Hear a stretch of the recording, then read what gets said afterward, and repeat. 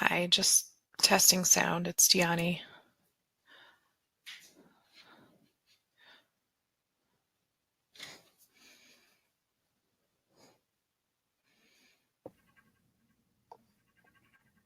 Hello, this is Robyn.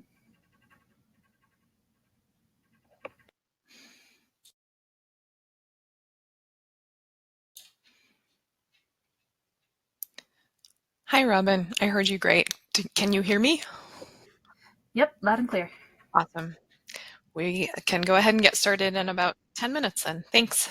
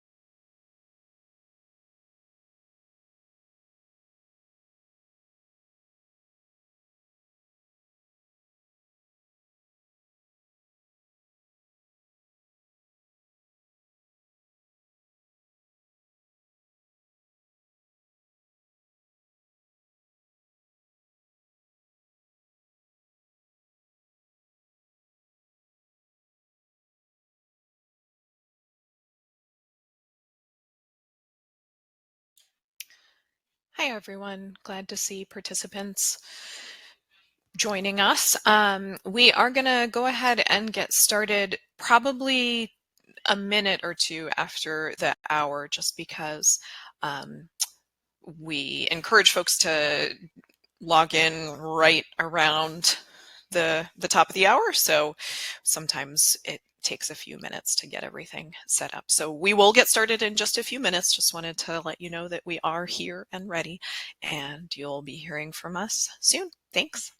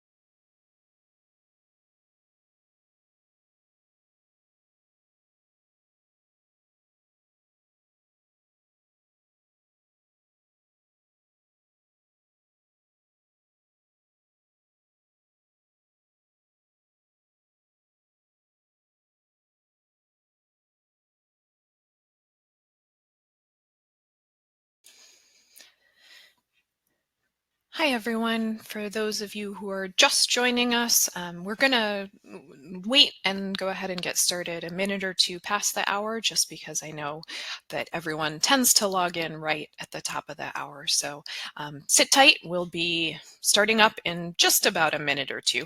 Thanks.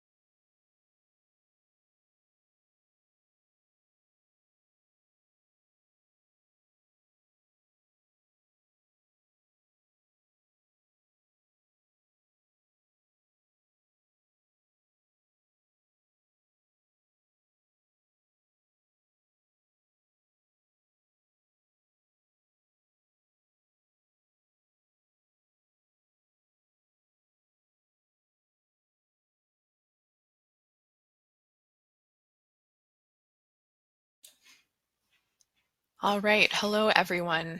My name is Dianna Vega. I'm the Director of Preservation Services at the Conservation Center for Art and Historic Artifacts. In just a minute, I'm going to turn the presentation over to Robyn, who is our instructor this afternoon. But I wanted to say just a few very quick words of introduction and housekeeping. So I want to welcome everyone to this webinar. It's our second in the Regional Heritage Stewardship Program series for 2019. It's great to see in the intros. It looks like we have some folks from all over, but this program is focused primarily on the Intermountain West region, conducted in partnership with Utah Field Services providers, the Utah Division of Arts and Museums, Office of Museum Services, and Utah Humanities.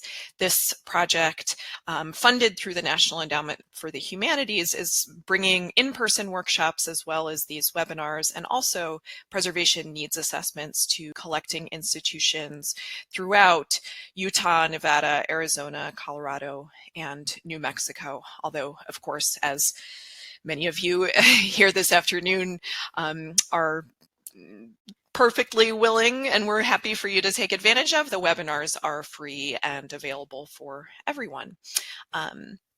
So I am going to, as I mentioned, just say a very quick intro to Robyn and a few quick words of housekeeping, and then I will sign off until the very end if for any reason you have a question for me or someone at the Conservation Center. Housekeeping wise, wanted to just make sure that you all knew that our next webinar is scheduled for September 25th, and that one is going to be on an introduction to emergency preparedness and risk assessments taught by the Conservation Center's preservation specialist, Samantha Forsco.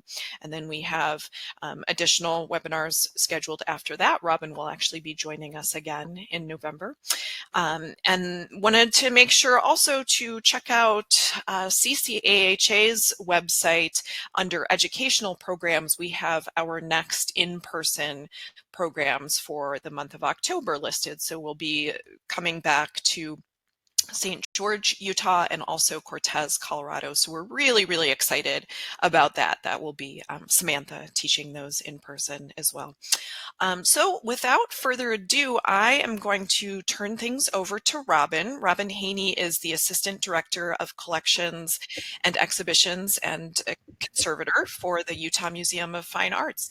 And she is going to be talking with us this afternoon about advocating for and with collections. So I'm going to turn my mic off. If anyone has any questions for me for whatever reason, feel free to type them in the chat box. But other than that, turning things over to Robyn. Thank you. Hi, everyone. Thank you so much. I'm really excited to talk with you about this. Advocacy is an important part of my job and also something I just like to do, being someone who likes to talk about collections and collections work. Before we jump in, I just want to tell you a little bit about me. My background is in Egyptology and conservation, but I've been working with collections in some manner for the last 15 years. And I spent a lot of time in academic museums where like the one I'm in now, where, as she mentioned, I'm the Assistant Director of Collections and Exhibitions and the Conservator. So the Utah Museum of Fine Arts, I'm going to reference this a lot because a lot of the examples I'm pulling from are things we do here. We are the state art museum for the state of Utah, but we are also located on the campus of the University of Utah. So we really have a pretty wide remit. We serve the state, all of the school groups statewide as much as we can. We serve the campus community, and we try to serve the greater Salt Lake community, which is where the University of Utah is located. Our collections are somewhat encyclopedic, or the most so in the state. So we have kind of a broad range from antiquities to modern contemporary artwork, and we have about 20,000 objects in our collection.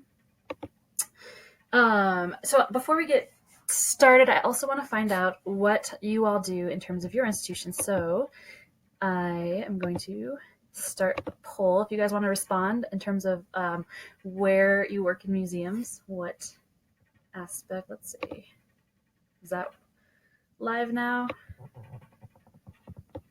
You guys all see the poll? Yes, great. Awesome. So it looks like mostly collections folks. And then a lot of people, like, I think it's true of a lot of organizations, you wear a lot of hats and you have to do a lot of different roles. I'm glad to see some curatorial voices here as well. Great. I am going to give you guys just a couple more seconds to respond, and then we'll close that poll and move on. Awesome. Okay.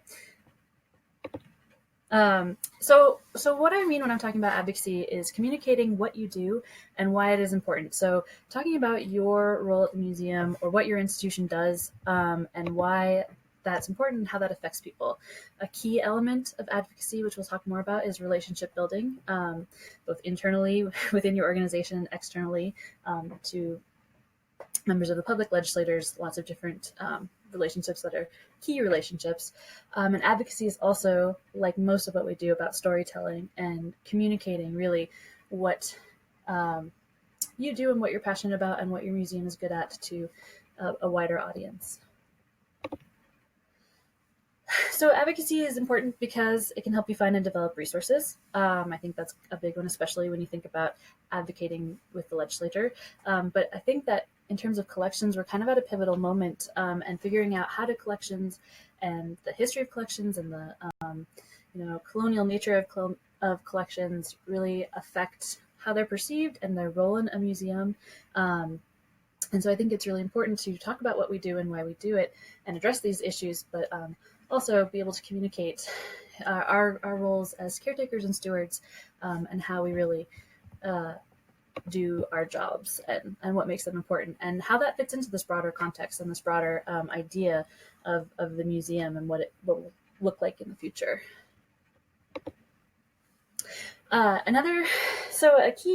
A key idea I want to think about when we're talking about advocacy is the idea of significance. So what makes your collection and your objects significant to your various stakeholders and audiences. So the values and meanings that objects and collections have for a wide range of audiences, and this is really an idea that takes into consideration the context and history of the object, and is an element of your collection that you will have to kind of do some in-depth research to really understand. And there are a couple of tools that I will point to in a minute, to kind of guide you through considering significance. I think for a lot of organizations, when you acquire an object, you have to speak to its significance, or the curatorial rationale for it being an important part of your collection. But for those of us who have extensive collections that were built over a long period of time, sometimes it's a process that you have to undertake to kind of parse out what is significant about your objects and about your collection as a whole. And so one tool to do that is called a significance assessment. And so this is really drilling down systematically through, a list of objects or the collection as a whole, researching. This involves community outreach. It's a kind of large, involved process, but it all provides huge amount of information and resources for advocating for your collection, and why it's important. So I'm not going to talk too much more about significance, but I encourage you all to look at these two tools. They're both free PDFs online, and they guide you through kind of a step-by-step process on how to undertake this work. And you can do it for one object in your collection, you can do it for your collection as a whole, but it really guides you through exactly what you're trying to find out, exactly what you will then be able to communicate to your audience. So at the bottom of this slide, there's also a link to a success story in terms of using a significance assessment to maintain a collection that was at risk of being closed down. And so I won't click into that now, but you guys will have these slides after the webinar, and you can talk. You can see for yourself a little bit about that story. Basically, they applied for UNESCO status using a significance assessment, and were able to use that to argue for their relevance and importance of their collection. And it was maintained and still exists today. Okay, so one of the things that's been critical for me throughout my career is being able to advocate for my work within the institution where I'm working. a lot of times, I don't know if this is how many of you this is the case for, but collections are often in the basement, very much away from the rest of the museum. And we tend to get into organizational silos. So we all kind of focus on our area of interest, come together when we, need to work together, but we don't spend a lot of time talking about the bits and pieces of our job that happen behind the scenes or between points where we connect, especially through exhibitions. So talking about what we do and talking about the more day-to-day aspects of collections work can help break through these silos, and it can help promote an understanding of what your department does and what this work looks like. And for me, I've often been in a situation where, one person's phone in collections rings. If nobody answers 30 seconds later, someone else's phone. We're often seen as interchangeable kind of cogs. And so talking about what you do and advocating within your organization can help you kind of break down those silos and start to communicate a little bit more and promote understanding amongst your colleagues. And it also is an opportunity to create collaborative partnerships. So once people kind of have a better grasp of what you do, then it can inform their work practices and start to become an important element of how they do their job. I found this to be particularly true with PR and marketing departments. They are always looking for content to talk about, and collections has a great way of generating stories and interesting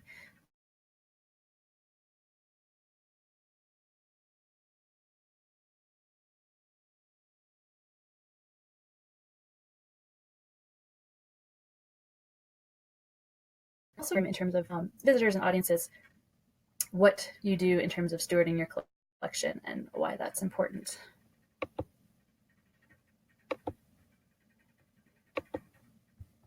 Uh-oh. Excuse me, guys. My slide does not seem to be advancing. There we go. Okay. So advocating within your organization doesn't have to be formal. It doesn't have to be presenting at a staff meeting or, a lecture or PowerPoint. It's often, can be an informal thing. We like to do, or we have done in the past, brown bag lunches where we talk about a project we're working on. You can see the image here is from a conservation project we undertook where we were kind of tongue-in-cheek talking about how these objects were, having a little spa treatment and getting some rejuvenation down in the basement. But the tone is often kind of light, and really it's about just sharing your day-to-day with your colleagues. Another thing we're thinking about or in the process of doing is doing a doors open day after an all staff meeting where people from other departments can come down and see some work in progress and kind of chat to the collections team about what's going on. I find a really good way to get into talking about what you do is to celebrate completed projects and even project milestones. For example, we have an ongoing inventory process, and a lot of times this process is, as I'm sure many of you do, is pointed to as something that we spend a lot of time on in the basement, and perhaps is an area where we could cut back some time and resources. And so, using this specific project to talk about collections work and why it's important and the stories that it's generated. So, objects, missing objects that we've resolved, or things that we found in our collection that we didn't know we had, just kind of the interesting stories that we've generated are a really good jumping off point to have that larger conversation about why this is relevant work and why it's important to continue to do and to spend time on. And it also is an opportunity, again, to say, hey, we've completed 2/3 of our inventory and provide basic information about our collection. So, that what that looks like in terms of space and number of objects and information we've gathered. You can also use significant objects or collections as a jumping off point for these conversations. So we will occasionally, this often happens, around recent acquisitions. Those are fun to talk about and show. And again, instead of bringing that up to a formal boardroom presentation, inviting people downstairs to see, object in storage, what we're doing and how we're thinking about it and working on it, has been successful in terms of communicating what we do and why we do it.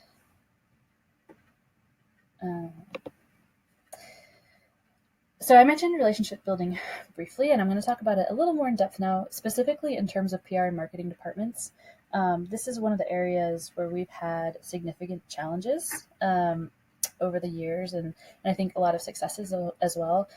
We often get requests for programming in the museum that are challenging for collections, and I've picked out a couple of examples below. You can see on the left a contemporary dance project in our event space in our Great Hall, which also serves as an event space. We've also had contemporary dance interventions within the galleries. This is a request we get frequently because we have a school of dance at the university, but also a significant challenge for collections because you have people doing free movement around your installed objects, which is kind of terrifying. And then on the right, we have an example of a performance art group, a local performance art group, doing a photo shoot in our galleries and interacting with and responding to an installed exhibit, which again, photo shoots and media are always challenging in terms of lighting and equipment and hair and makeup and really stressful uses of the gallery that can be difficult in terms of object safety, difficult in terms of facilities management and staff accompaniment, but really can result in some really interesting end products that can help drive visitors and introduce new audiences to your spaces and to your objects. So does anybody, I'm hoping you guys will all kind of jump in on the chat box and talk about some challenges you face when collaborating with other departments, specifically PR and marketing departments. Feel free to also raise your hands if anybody wants to speak with their voices. You guys can think about that for a minute. Like I mentioned, so we have common challenges that we face here at the UMFA. So project timelines, PR marketing often will get requests at the very last minute, and they can be quite extensive and invasive. So, they'll want to bring in cameras and lighting and tripods and talent and hair and makeup people. You can see here in this slide, we had a request for a photo shoot in our gallery spaces for a fashion and art spread in a magazine that came in, and they wanted to do several different outfits in several different areas of the collection, and it ended up requiring almost a full day of shooting for a relatively small spread, and so that was a compromise in terms of collections work, PR and marketing work, and the media, the magazine themselves. And so before it happened, it was, like I said, a relatively short timeline, but we were able to sit down and kind of create a plan in terms of which elements PR and marketing would be in charge of, what elements security would be in charge of, and what collections would be in charge of on the day. And then we were able to relate some kind of ground rules to the magazine for them to follow in terms of hair and makeup and costume changes and all those sorts of things. I will say that overcoming most of these challenges requires more flexibility than we are used to. We tend to kind of be rigid in our rules, and it's frustrating when people ask for things that are object safety concerns and object safety, things that we don't want to allow. So adding lighting into gallery spaces and placing people and objects really close to collections objects, like you can see here. We have a rubric of kind of list of guidelines for people when they come into the institution that we go over with them, and we ask them to please, follow. And then collections team will spend, depending on the size of the project and the size of the crew, will spend a little bit of time with them at the top to make sure that things are going smoothly and that people are respecting the guidelines. And then we'll spend time again if there are big changes or locations that we want to that we're especially concerned about. And then we've worked really hard with our PR marketing team to make sure that they are able to enforce the guidelines, and then we kind of turn it over to them, and they take it through the most of the filming or shooting event. This has also required us to kind of allow these requests to take priority sometimes. So it's always a conversation in terms of what we're doing and what is going on in our department. But a lot of times we have kind of considered these things as a tool to get our institution out there and our collections out there. And so we've allowed them to kind of supersede some of our normal day-to-day work. Obviously, for major things like installations, these can't happen at the same time. But we try to, whenever possible, allow these some priority slots. And in return, the PR marketing team really only puts through the ones that are particularly relevant and important. So I think we've come to a really good balance. And a lot of that has been through conversations about why we have rules and restrictions, and kind of the relationship building and development of trust between the two departments to really allow these events to take place in a way that is safe for the objects and also minimally impactful on the collections team. And then you can see here's the end result of this this photo shoot. Was a spread. This was in a local magazine, so the readers of this magazine are our potential visitors, and so we were pretty excited to see kind of the overall result and happy with how that whole shoot turned out. We have had some that were less successful and more difficult to wrangle in terms of collections, and that also factors into PR marketing, how they put through the requests. If it's a team that they have worked with and that has worked in the museum before, it's often a lot easier for them to bring them in again. And so that's been really nice because we have established relationships with specific media outlets as well, and they're aware of our procedures and protocols, and again, we're able to kind of extend a bit more trust than normal in terms of allowing them to come in and use our institution. So a particular case study I wanted to talk about in terms of collaborating with PR and marketing is a recent closure that we had at the Utah Museum of Fine Arts, where we went under renovation for a year and a half or so. We were closing the entire museum because we had to address some humidity migration issues from our building out into the dry atmosphere of Utah. So we were dealing with loss of humidity and some salt efflorescence on our building, and kind of some problems that needed to be addressed sooner rather than later. We are, because we are kind of a state organization, we didn't have a lot of lead time on this closure. We didn't have a lot of advance notice to make a marketing plan and to make a collections plan. We kind of had to fit into the schedule when the legislature was willing to give us the money. And so we had a relatively short time. I want to say it was like between 6 months and a year to kind of wind up to this project and figure out how we were going to protect the collection during the closure, maintain our visitors and maintain our audiences, and welcome people back at the end of the year and a half process. So PR marketing came up with the slogan "Long Live Art," referencing how this closure project would really actually allow us to better protect and preserve our collections. So I think that it's pretty cool that the message they chose to use was actually all about preservation and protection and care of collections. And that helped them also message why we were closing without, a major renovation or a huge expansion, but really kind of a not cosmetic, purely structural issue. And so surrounding this Long Live Art campaign, we wanted to spend a lot of time both before we closed and during closure kind of speaking to preservation and care of collections, and how we are going to celebrate art as opposed to just shutting it away for the 2-year closure period. So we kicked off the closure with a huge ending kind of winding down party, and you can see on the right again that we have an event space that had an active installation at the moment that we also turned into a dance party.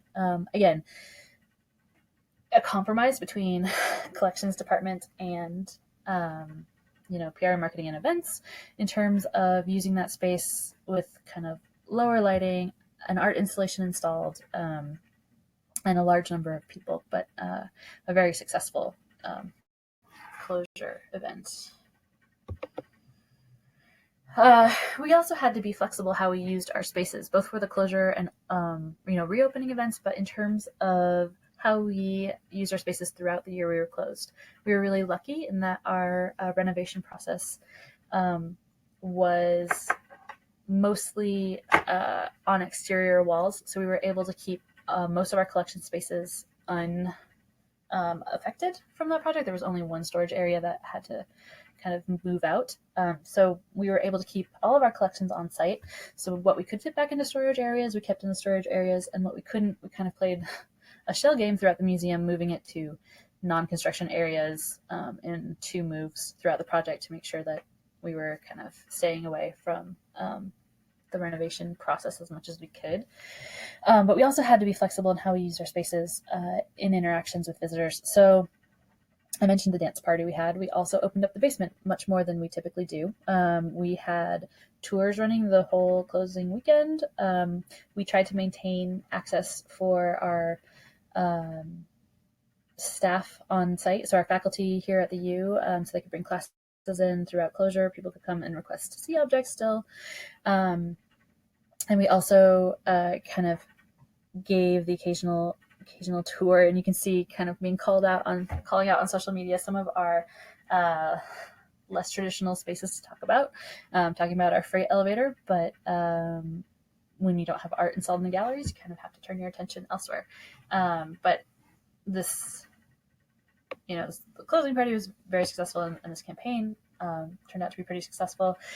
We also had to be a little bit more flexible in how we showed our work. So typically, when we would do a basement tour, behind the scenes tour, we don't do many, and we're, again, pretty protective of how we show what we do and talk about what we do. We put all of the, problem things away, and we hide the, in progress projects, or unless we're talking about them. But in terms of this project, we didn't really have the chance to do that because we had such limited resources available to speak about. So we brought people down to the basement, and we had, more crates and more objects in transit out than we typically would. We also published and showed images of our objects in our collection partially installed. So you can see this image on the bottom here is the understructure for a mount for our Roman sarcophagus.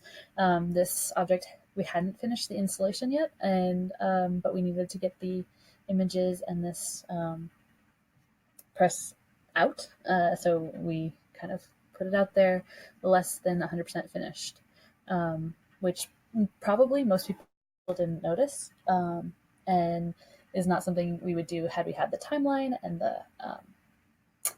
the ideal conditions to do that. But this also kind of gave us a really important, taught us a really important lesson in terms of being flexible and not trying to necessarily hide problematic aspects of work or unfinished aspects of our work, but to use those as conversation starters, and to think of those as a jumping off point in terms of talking about collecting and talking about how being a collecting organization at a university for over 100 years has led to things like found in collections objects or mystery objects, or I think that being transparent about these issues actually helps you be relatable, and people are genuinely interested in these topics, and become more interested in things that might seem a little bit more technical, or like registration processes or databases, than if you don't mention them at all and hide them away. I want to talk a little bit about docents and volunteers. So people who aren't your staff, who are not your paid advocates, but are your mouthpiece to a lot of your audiences. So our docents, we have a strong, healthy docent core, and they do most of our tour leading in our galleries. And so we've really tried in the past few years to bring them down to the basement regularly, talk about projects we're working on. You can see in this photo we had a conservation intern working on a copper alloy object project, and so she was giving a little tour to the docents, and with the idea that they can then relay that into their work with the general public in the galleries.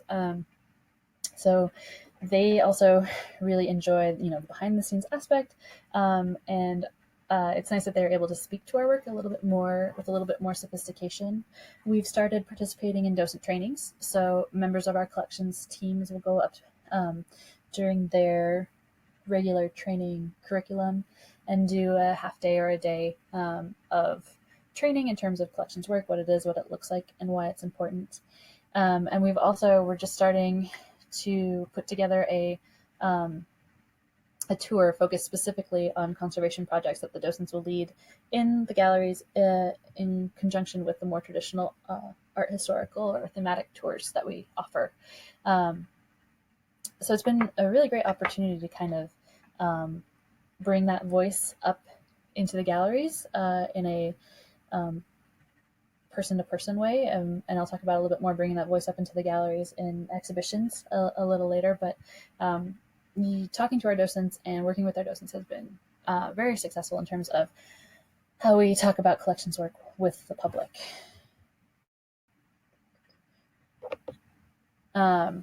We've also been able to utilize both some of these docents and volunteers as a workforce for some of our projects. So about 6 years ago, we did a project where we cleaned and rehoused all of our textiles, and most of the workforce for that project were actually docents and volunteers.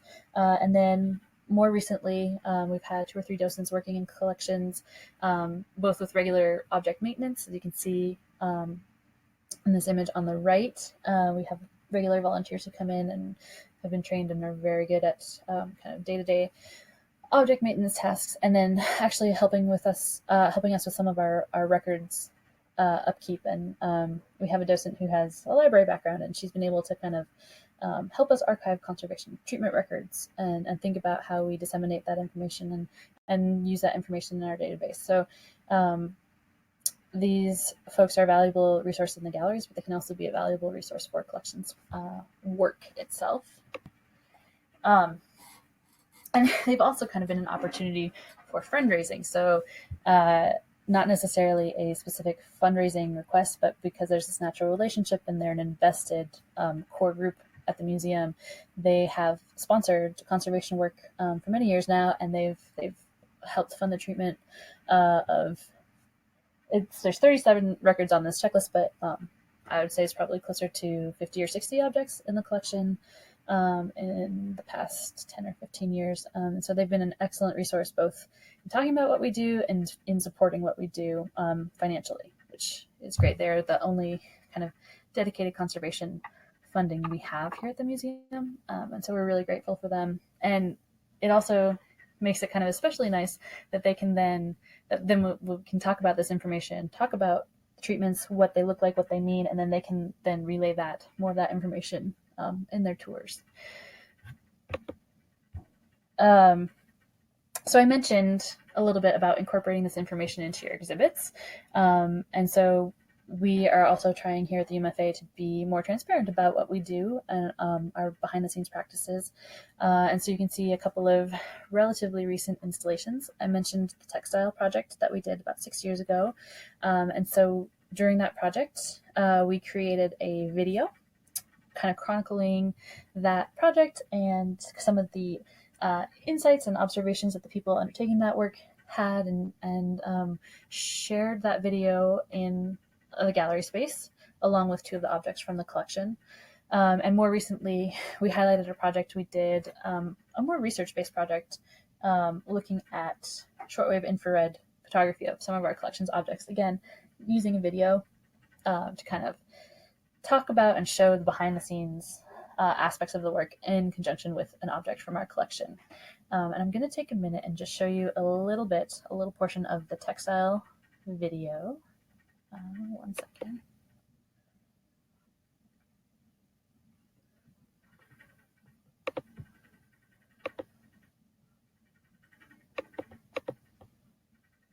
Okay, here we go.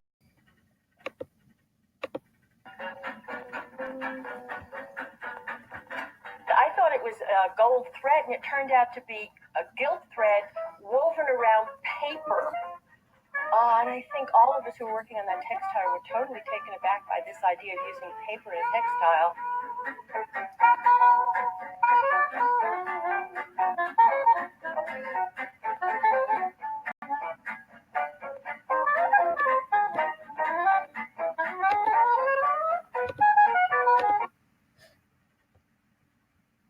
Okay, so going back to our presentation, did I lose this somehow? Anyway, so you can see in that video we talked with docents and former curators, and so it wasn't just the museum voice that was shared. It was kind of a bunch of different voices from people who worked on the project. Thank you for getting the slides back up. And we tried to do that again with the shortwave infrared, working with the scientist on the process and having him be a critical voice in that video. So again, kind of talking about the way we think about what we do, and how we incorporate that into the galleries. So we do this in a slightly less overt way as well. We've established new little labels that mark when something has been newly conserved or is new on view. And these, again, are kind of references to the work we do and keeping it in our visitors' frame of reference in mind while they're in the galleries.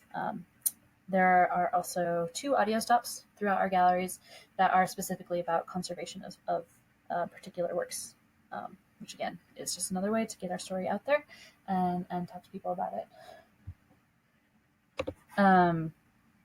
Social media. So social media could be, its own, it is, I'm sure, its own series of webinars, but it was and continues to be a critical tool for us throughout closure and ongoing. You can see, so we've used social media in a lot of different ways. We've used it to highlight specific objects, and we use it to highlight specific collections projects, but then we also chronicle more of the day-to-day, and that all that has entailed for our department is sending off a snapshot to our PR marketing team, which they can use at their leisure, but it has been as involved as social media takeover. So you can see on the left, our collections manager took over our Instagram feed for about a week while we were reinstalling, and kind of shared a little bit more of our perspective and the work that we do that usually is a little more hidden. And then on the right is an example of kind of the day-to-day posts that we would share, just to kind of keep people aware that we're still down here and we're still working on projects and doing things, even though we're not doing any major communications about it. We also have the traditional blog, and we'll use that to highlight projects, usually significant grants, things like that we've been working on, and then again sharing our day-to-day and kind of routine tasks, and not saving it for the special occasions. And that usually primarily happen through Instagram or Facebook, but we I think hope to do more of the day-to-day topic-based discussions through more of the social media platforms that we use. So I want to know how you guys use your social media. So I'm gonna start another poll here and talk about what you guys are doing and how you're using it. So things we typically do: the UMFA will promote events, we'll take people behind the scenes, we'll do little contests, ask people to vote for things, and we'll highlight objects or projects. But I like, yes, it seems like that's pretty much kind of similar. And I think this would change, I guess, too, if we had some PR marketing folks, but for collections. This seems about typical. Okay. I'm going to end this poll, and I want to talk about a specific project. Oh, before I get there. So we'll touch back a little bit on social media in a minute, but I wanted to talk about grants, both as an for formal advocacy for your collection, so developing funds and finding resources, but then as a tool to advocate for your collection, especially with your legislature. If you do get a government-funded grant, that's a good point of contact to reach out and say, hey, we got this grant, here's what we're doing, and to speak to your local representatives about those projects. So grants kind of bridge the divide between internal advocacy and external advocacy, because you are, you're developing projects for your organization and developing funds, but they're also a really good tool to bring in external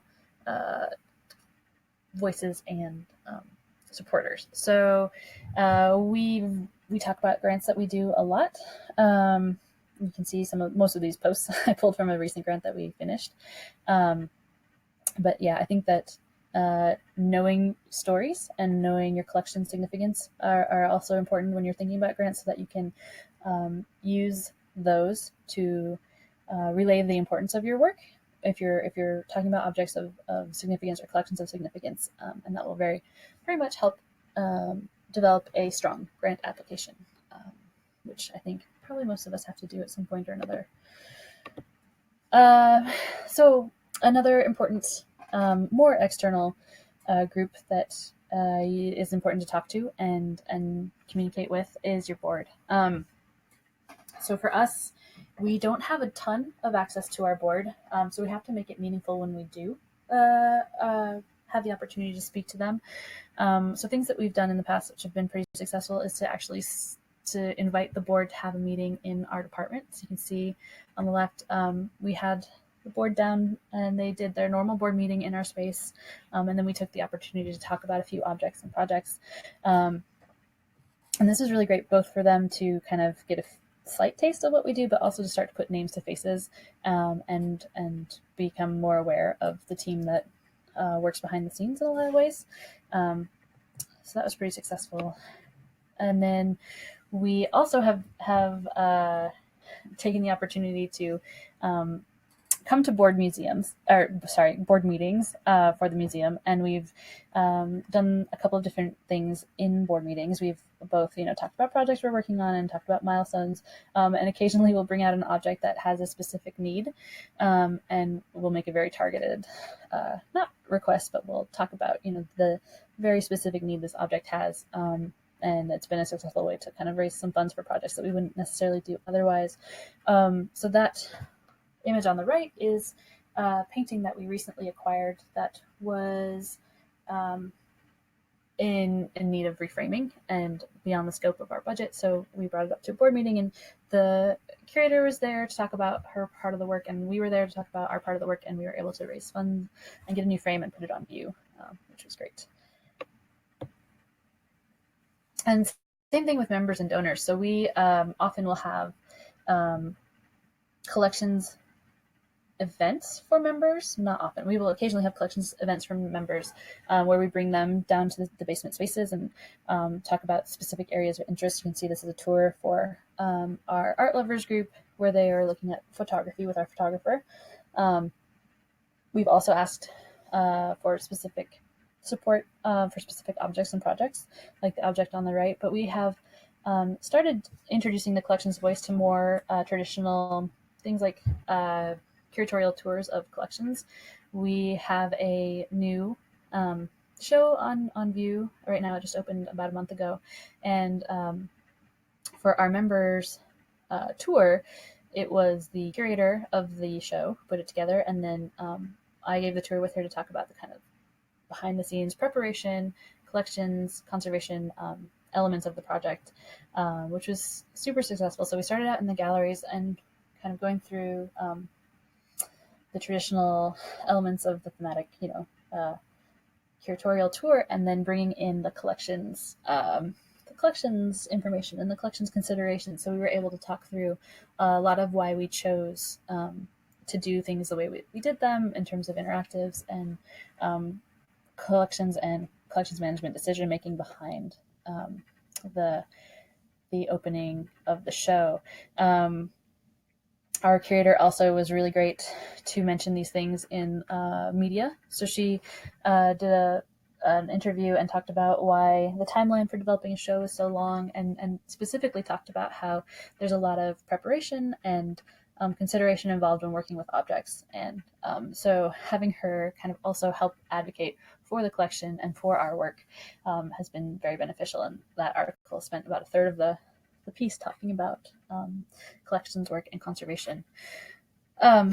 So these, so again, bringing our voice out into the public a little bit more than it necessarily traditionally has been very successful for us, and people are super interested. It also allows us to reach audiences that perhaps may not be engaged by more of the traditional stories, but become super fascinated by the behind the scenes and the technical aspects of the work.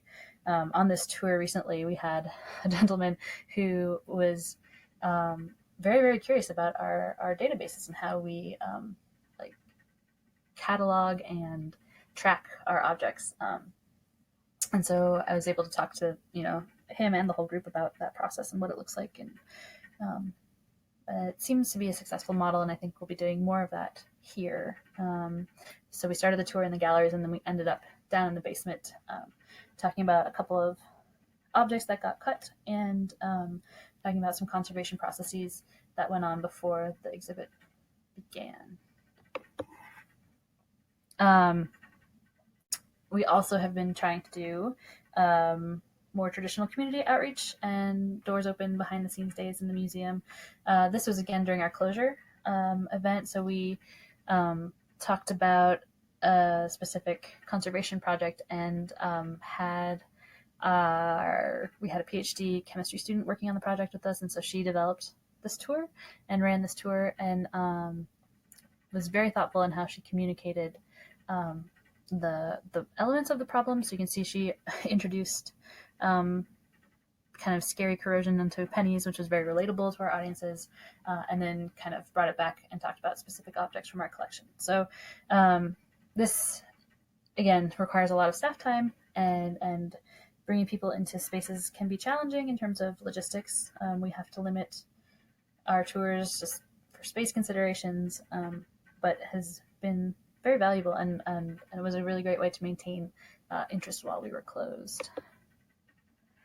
I want to talk about a project that didn't happen at the Utah Museum of Fine Arts, but actually happened at the Museum of Glass in Tacoma, called #BeTheCurator.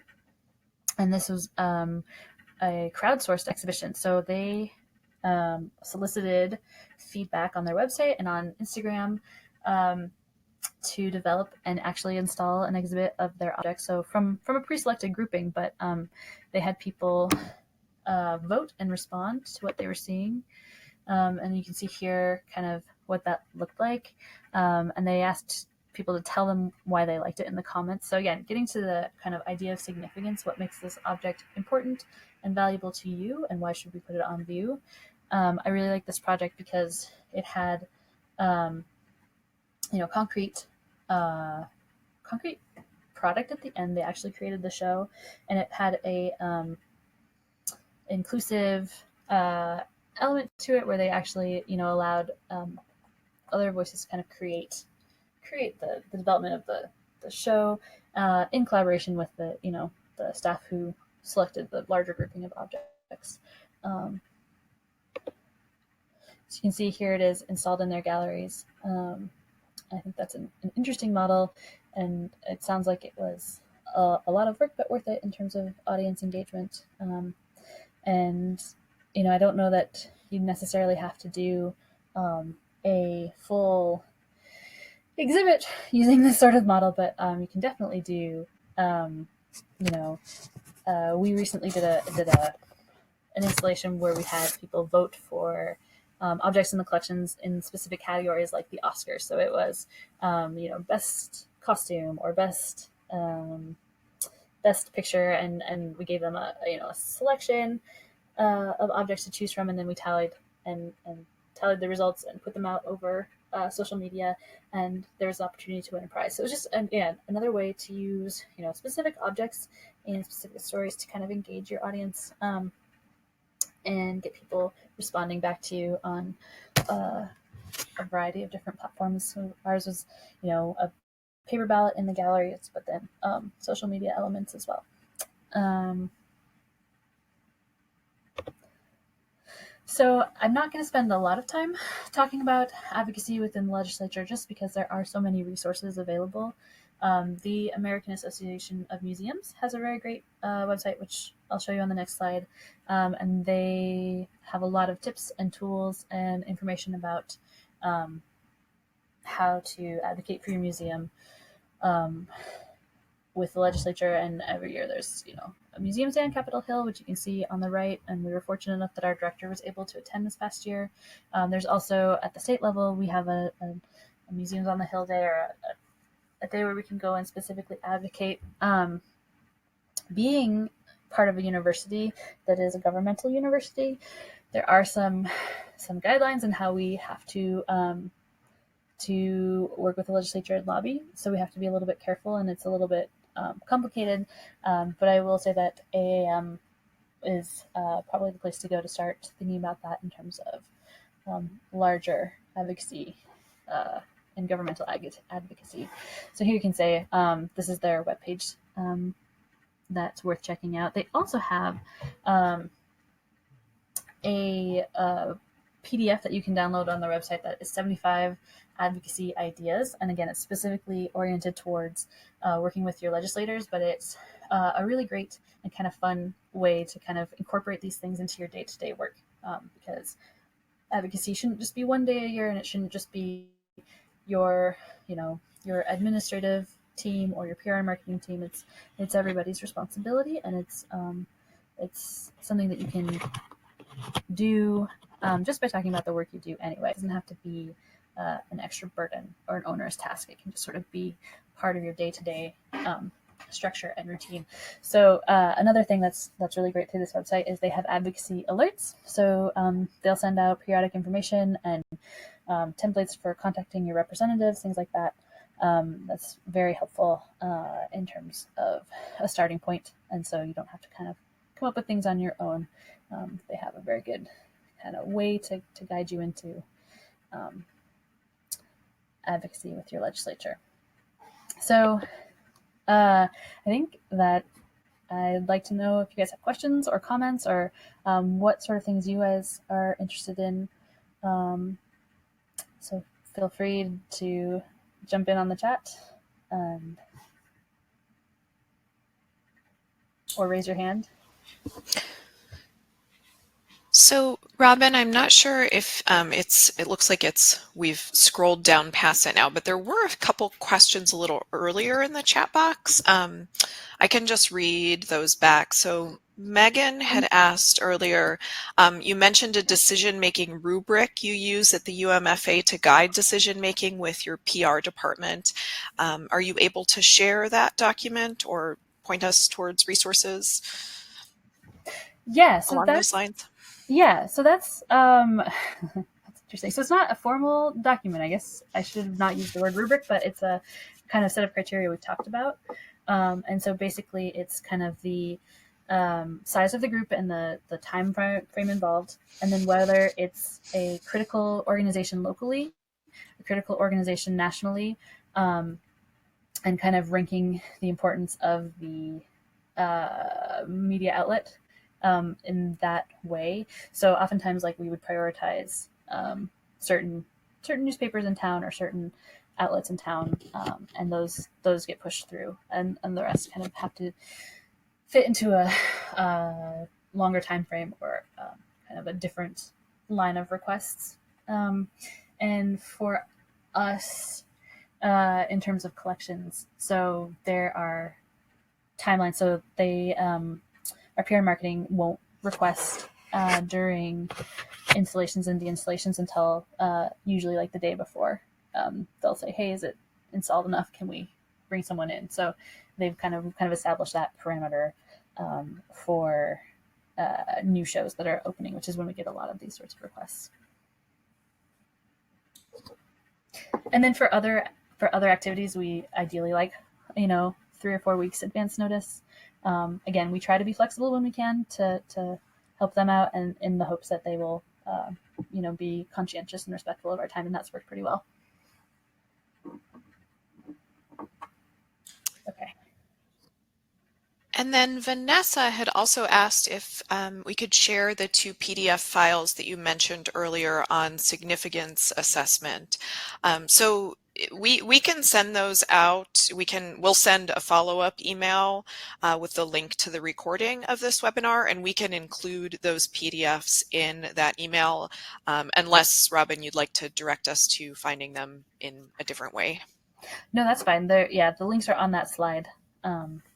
And those will take you straight to those PDF documents. And they both have websites too that are also on that. The website is where the PDF lives. So if you get there, you'll get to their overall home. It's 2 different organizations. One's in Australia and one's in the UK.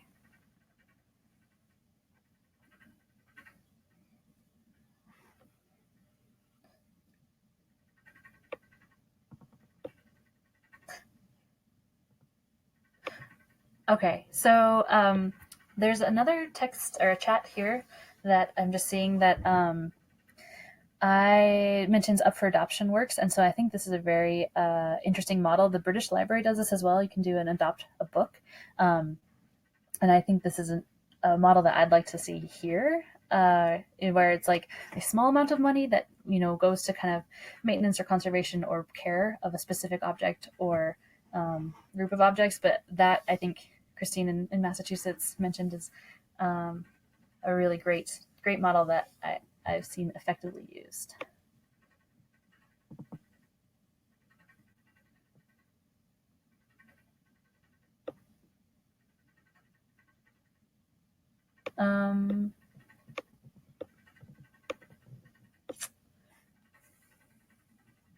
So Nicole mentioned encountering a dismissive attitude. So we have, I've seen that here and there where I've worked. One of the things that we have done that I think helps with this is that on occasion we've had members of other departments come and do object handling training.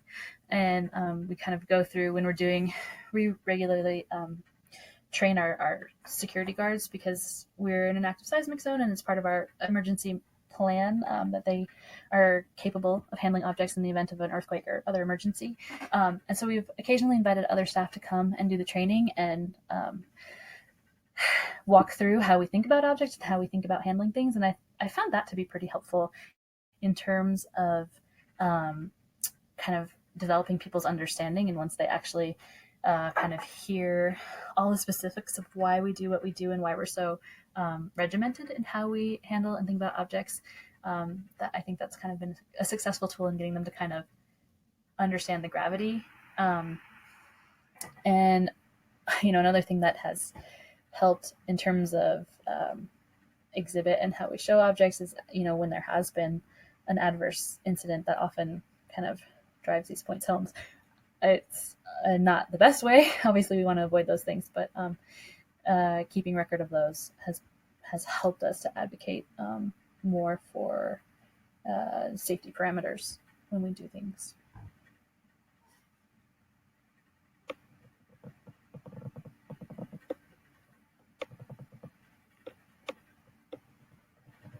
Did I miss anything in the chats?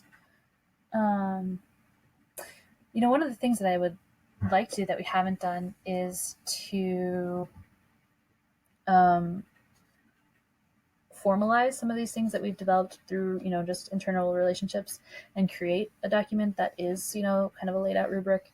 I think there's hesitancy here to do that because that, creating guidelines is seen as limitation a lot of times, but it's something we're still working towards.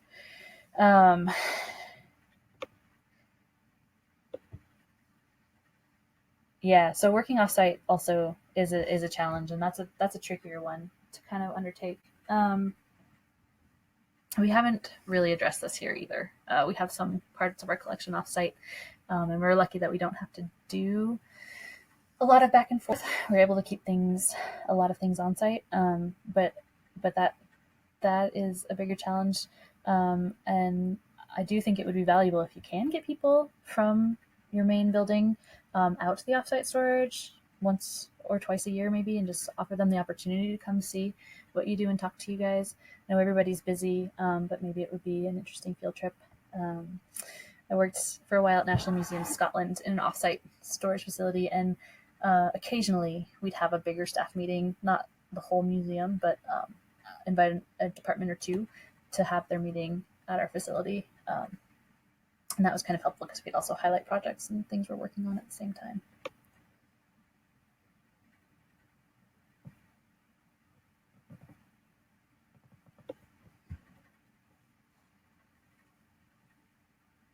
Okay, anything else?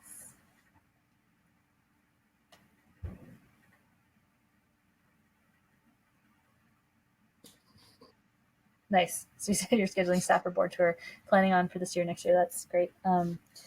It's nice too, like when we have the board down in the basement, I don't think we connected necessarily with all of them, but there are one or two now who recognize us and know our names and our faces and kind of are starting to kind of get what we do a little bit more here and there.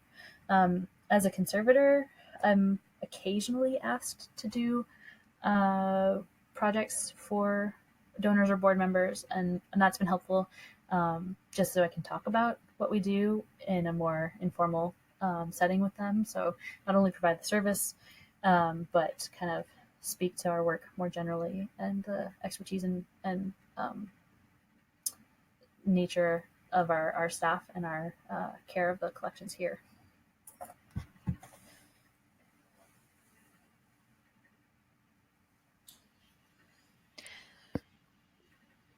Robyn, in case anyone has follow-up questions, or in case anyone is watching the recording of this later and hasn't had a chance to chime in to the live chat, would you be willing to share how we can get in touch with you for follow-ups?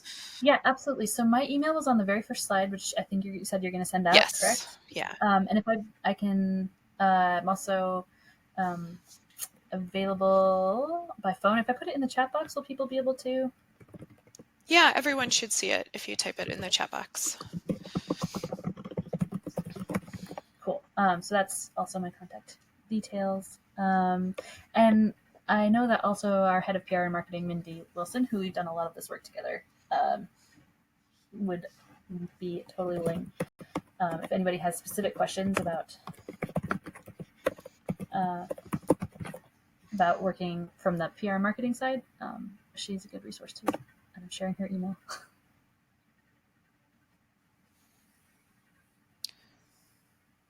Great, thanks so much. Well, I think kind of last call for questions in the chat box, and definitely if you have questions later, sounds like Robyn and Mindy would be happy to follow up. So I'm going to go ahead and thank Robyn very much for your presentation this afternoon. It was really interesting and informative, and hopefully everyone who sat in was able to take away something, that might resonate with your situation, your institution, even if you're coming from a very different type of collecting institution. So I want to thank everyone in the audience too for some really great discussion and participation. And on behalf of the Conservation Center, thanks again to our partners from the Utah Division of Arts and Museums and Utah Humanities for this great collaboration that we are working on through the Regional Heritage Stewardship Program. Just one more final plug for our next webinar. As with this one, it's free. It's going to be led by Samantha Forsco from the Conservation Center for Art and Historic Artifacts on Intro to Risk Assessment and Emergency Preparedness. And then that webinar will be built upon a little bit in our in-person programs in October, one of which will focus on risk assessment for collecting institutions. So thanks very much, everyone. We will be sending out a follow-up email with a link to the recording and additional links to some of the internal resources so that you don't have to page through that again. And the recording will be also available via our website within a few days. So Thanks, everyone. Thanks, Robyn. And we will see you virtually, hopefully many of you in September. Take care.